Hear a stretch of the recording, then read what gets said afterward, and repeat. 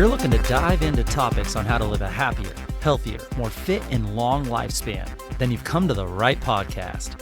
Livin the Dream with me, Coach Damian Evans. Together, we will explore the topics on all things health, fitness, and wellness. Together, we will be lifelong learners on this journey to living the ultimate dream. What up, Dream Team? Coach D here coming at you from beautiful sunny San Diego, and welcome back to the Livin the Dream Podcast. We're going to climb up this hump day hill to explore total wellness in order to reach for your goals and in order to live your dream life. Have you ever wondered why most kids seem so unfazed by cold weather? They're over here running around in shorts while all the adults bundled up in layers. Today, we're unraveling this mystery and diving into the science behind why most kids don't get as cold as adults do. In this episode, we're going to explore the fascinating role of, spoiler alert, brown fat, the powerhouse that keeps kids warm and resilient against the cold. We'll uncover why babies are born with an abundance of this special fat, why it peaks during the teenage years, and how it dwindles as we age. We'll also delve into the latest research on how adults can boost their brown fat and its surprising benefits, but beyond just staying warm.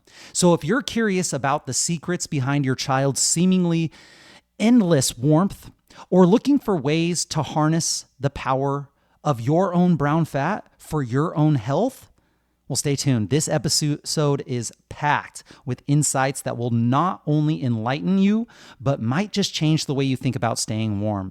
Let's dive into the cold, cool world of brown fat and discover why kids don't get as cold as adults do.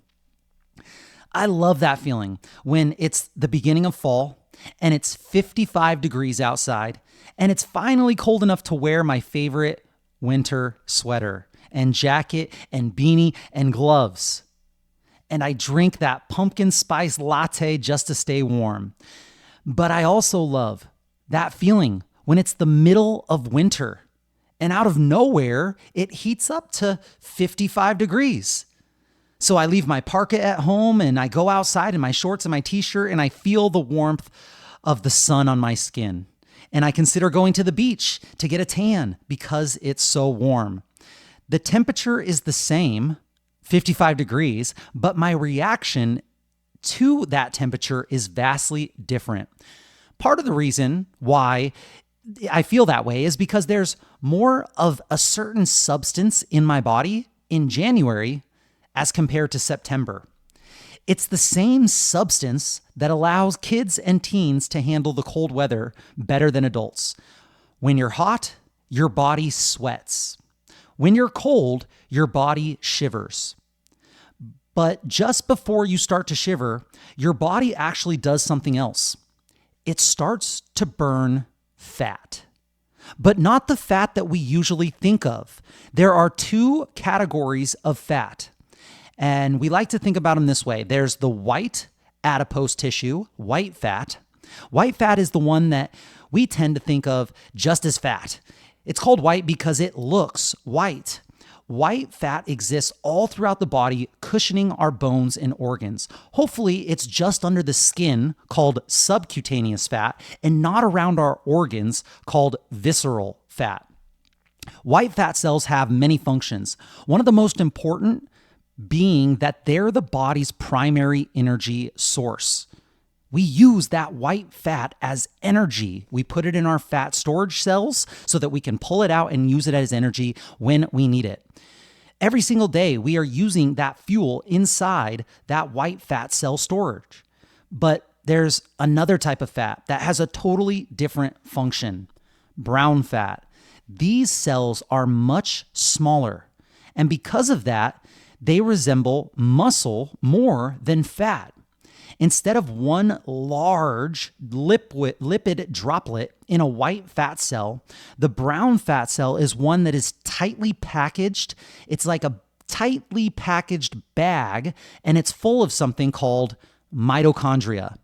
This is what gives brown fat its brown appearance. Its big, large density of mitochondria. And if you remember anything from high school biology class, and if you've listened to this podcast enough, you know that the mitochondria are the powerhouse of the cell. Brown fat, instead of serving as an energy reserve for organs throughout the body to burn, it actually uses its power to burn energy on its own. That's rad. And unlike white fat, it's only located in a few tactically positioned areas. There's an area that's in the neck region. There's an area that's in the upper shoulder region, in the upper arms. It's also down the spine, and then some places within the belly. Lots of overlap with major blood vessels here because warming the blood effectively warms the entire body. So what it's doing is it's heating up the blood so that the blood can then heat up the entire body. What an amazing system. The brown fat around the neck vessels heat up the blood, it goes to the brain, and that's a good thing. So the brown fat that's deposited in your shoulders, it heats up that blood, and once that blood has been heated up by the brown fat, it goes right very quickly into the heart. And then that can get pumped into the rest of the body. And that's the first line of defense against cold. If it's not enough to raise the body temperature sufficiently to where it needs to be, then the body starts to shiver.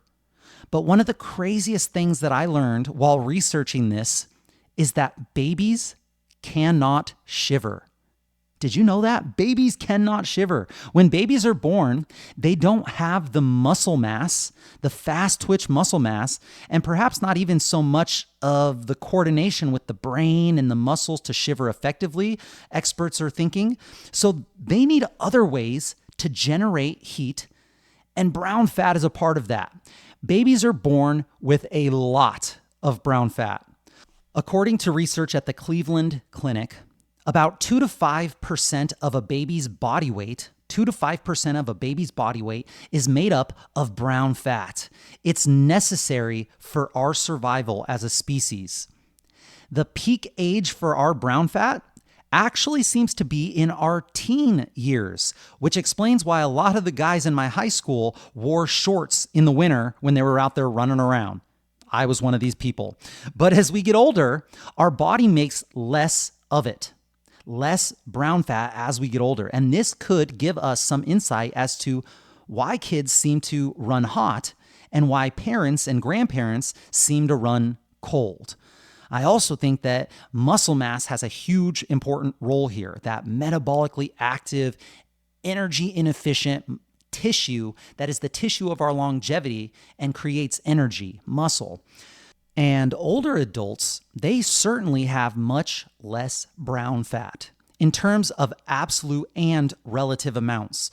There's also less muscle in older adults, which is also important for generating heat, right? The similarities between brown fat and muscle, there are a ton. They don't end there. If you work your brown fat out, if you actually work it out in a certain way, it also increases volume, just like muscle. And the way you do this is by exposing yourself to cold for extended periods of time, a short-term cold stress that your body can rebound from. How many things in life can we say that does this? Homeostasis, our body loves it, but if we can think about hormesis, a small stress that our body can rebound from, we become stronger and we adapt to that bigger stress. There was a 2014 study that looked at Maryland men, and you could see on this chart in this study how much more brown fat these men from Maryland had after a month of exposure to cold temperatures. You could also see how much less they had when exposed to warm temperatures. So your body, it down-regulates whether it needs brown fat or it up-regulates whether it needs more brown fat based on the temperature that you're consistently exposed to. So what that makes me think of is now we are in these thermoregulated environments where we're always at a temperature that is 69 to 72 degrees. When we go in our house, we turn on the AC. When we go in the car, we turn on the AC. We make sure that it's not too hot, not too cold, and we're constantly in this perfect, comfortable atmosphere. But we all know that our comfort zone, nothing changes in our comfort zone, and things actually start to diminish the more you get comfortable. Think about if you were just to sit in a nice, comfy, cozy armchair for the rest of your life. Your muscles would pare down, they would atrophy. Your brain cells would pare down because you don't have to move, you don't have to do anything. You're just in this chair, nice and comfortable. So I think getting yourself out there and getting a little bit uncomfortable in the cold, especially if it can help you with this brown fat. So let's talk about brown adipose tissue or brown fat and how it is a type of fat tissue that generates heat and helps regulate body temperature by burning calories. Increasing the amount of activity of brown fat in adults can potentially enhance metabolic health and increase calorie expenditure. Here are some scientifically backed methods to stimulate your brown fat. Number one, cold exposure.